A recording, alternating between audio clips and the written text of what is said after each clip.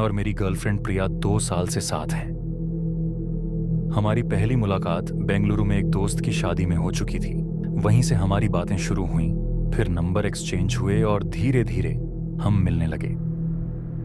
अक्टूबर के महीने में दिवाली से कुछ दिन पहले प्रिया ने मुझे एक अजीब बात बताई। उसे एक अनजान नंबर से लगातार मैसेज आ रहे थे। पहले तो वो इग्नोर कर रही थी, लेकिन फिर पहला मैसेज, तुम्हारी हरी ड्रेस पर लाल दुपट्टा बहुत अच्छा लग रहा था। उस दिन ऑफिस में प्रिया ने यही पहना था। फिर दूसरा मैसेज, आज कॉफी नहीं पी, कल वाली शॉप पर तुम्हें देखा था। प्रिया सच में वहां गई थी, लेकिन अकेले। अब डरने की बारी मेरी थी। कोई था जो उसे हर दिन देख रहा था, उसका पीछा कर रहा था, उसके बारे में सब जानता था। लेकिन वो कौन था? दिवाली की रात मैंने सोचा कि माहौल हल्का करने के लिए उसे बाहर डिनर पर ले जाऊं। हम इंदिरा नगर के एक शानदार रूफटॉप रेस्टोरेंट में गए। बेंगलुरु की सड़कों पर हर जगह रोशनी थी, लोग पटाखे जला रहे थे, माहौल बढ़िया था। लेकिन फिर अचानक प्रिया ने धीरे से कहा, वो आदमी देखो, दरवाजे के पास बैठा है, कहीं ये वही तो नहीं? मैंने नजरें घुमाई।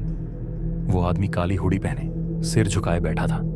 उसके हाथ में फोन था, लेकिन वो कुछ नहीं कर रहा था, बस बैठा था।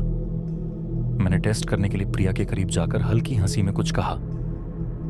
तभी वो आदमी धीरे धीरे सिर उठाकर हमें घूरने लगा। उसकी आंखें ठंडी और डरावनी थीं। हमने तुरंत वहां से निकलने का फैसला किया। रेस्टोरेंट से बाहर निकलते ही मैंने देखा कि वो आदमी भी बाहर आ चुका था। हम मेरे अपार्टमेंट पहुंचे, जो कोरमंगला में था। घर में घुसते ही मैंने राहत की सांस ली। फिर अचानक एक जोरदार आवाज आई। प्रिया घबरा गई। तुमने सुना?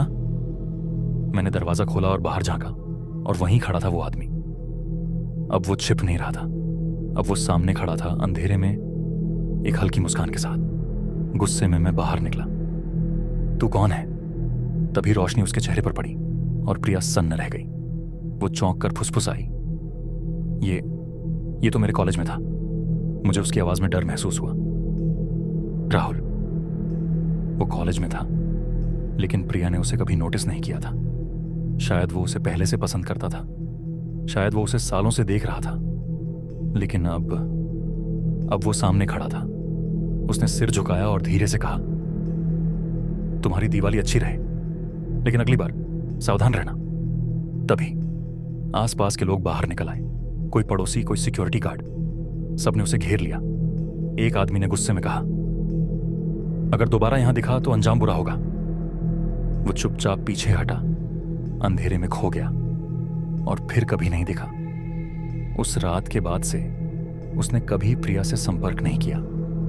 लेकिन उस दिवाली की रात हम दोनों के लिए हमेशा यादगार और डरावनी बन गई।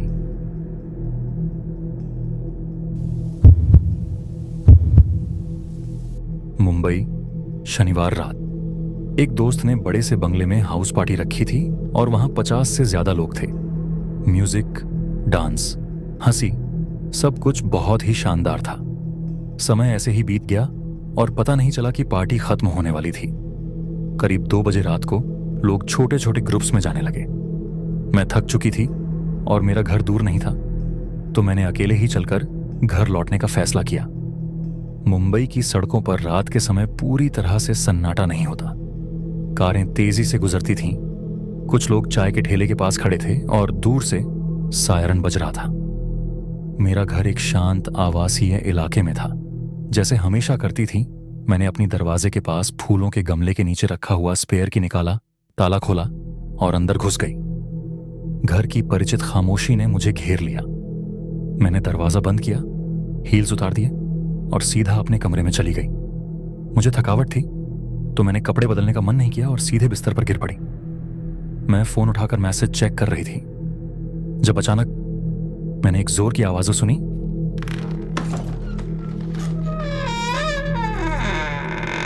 दरवाजे खुलने की आवाज। मैं चुप हो गई। मेरे दिमाग में ढेर सारे सवाल दौड़ने लगे। क्या मैंने ताला बंद नहीं किया था? क्या यह हवा का असर था? लेकिन फिर कदमों की आवाज, धीमे लेकिन मजबूत कदमों के साथ कोई अंदर था। मैंने अपनी सांस रोकी दिल इतनी जोर से धड़क रहा था कि लगता था जैसे वो किसी को सुनाई दे रही हो। तभी मेरा फोन वाइब्रेट हुआ। तुम उस लड़के से कैसे बच पाई? पार्टी में मेरी एक दोस्त का मैसेज था। मैंने हैरान होकर लिखा, कौन सा लड़का? वो अजीब लड़का जो पूरी रात तुम्हें घूरता रहा। वो तुमसे तुरंत बाद ही चला गया था। मेरा दिल हल्का सा गिर गया। कदमों की आवाज अब मेरे कमरे की ओर बढ़ रही थी। मैंने दरवाजे को घूरते हुए धीरे से सांस ली। हैंडल धीरे से घुमा और दरवाजा जरा सा खुला। मैंने अपनी सांस रोक ली। दुआ कर रही थी कि यह मेरी कल्पना हो, लेकिन दरवाजा खुला रहा और मुझे सांसें सुनाई देने लगीं। वो मेरी सांसें नहीं थीं, धीमी, लगातार, लेकिन पूरी तरह से साफ थी। मैंने धीमे से कहा, क्या कोई है? लेकिन कोई जवाब नहीं आया। मेरा दिल तेजी से धड़कने लगा। कमरे में खामोशी थी और वो डर उस खामोशी में घुलकर फैल रहा था। मेरे हाथ कांप रहे थे। मैंने अपनी दोस्त को फिर से मैसेज किया, क्या तुम सच में कह रही हो कि वो चला गया? मुझे लगता है कोई मेरे घर में है। जैसे ही मैंने भेजा, मुझे फिर से कदमों की हल्की आवाज तो सुनाई दी। दरवाजा और खुला। मैं बैठने की कोशिश कर रही थी, लेकिन मैं डर से जम गई थी। फिर मैंने उसे देखा। एक साया, लंबा मोटा, जो कमरे की हल्की रोशनी में मुश्किल से दिखाई दे रहा था। उसका चेहरा अंधेरे में छिपा हुआ था, लेकिन उसका चेहरा बिल्कुल साफ दिख रहा था। वो मेरी तरफ नहीं आ रहा था, लेकिन मैं उसकी मौजूदगी महसूस कर सकती थी। मेरा फोन फिर से बज हुआ। तुम क्या कह रही हो? कोई तुम्हारे घर में है? क्या तुम पक्की हो? मैं जवाब देने की हालत में नहीं थी।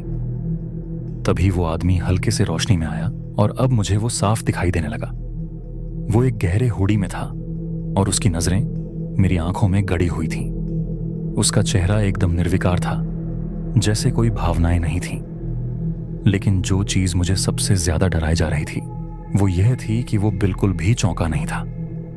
मैं चीखना चाहती थी, लेकिन मेरी आवाज गले में फंसी हुई थी। वो एक शब्द भी नहीं बोला, बस वहीं खड़ा रहा, मुझे घूरता रहा। हर एक सेकंड बहुत लंबा लग रहा था। मैंने अचानक चिल्ला दिया और मेरी आवाज ने कमरे की खामोशी को तोड़ दिया। तुरंत वो आदमी पलटकर भाग गया और उसकी तेज कदमों की आवाज रात के सन्नाटे में खो गई। मैंने तुरंत पुलिस को कॉल किया। मेरा गला कांपते हुए ऑफिसर को सब कुछ बताया। ऑफिसर ने मुझे फोन पर बनाए रखा जब तक पुलिस नहीं पहुंची। जब पुलिस आई तो मैंने सब कुछ बताया।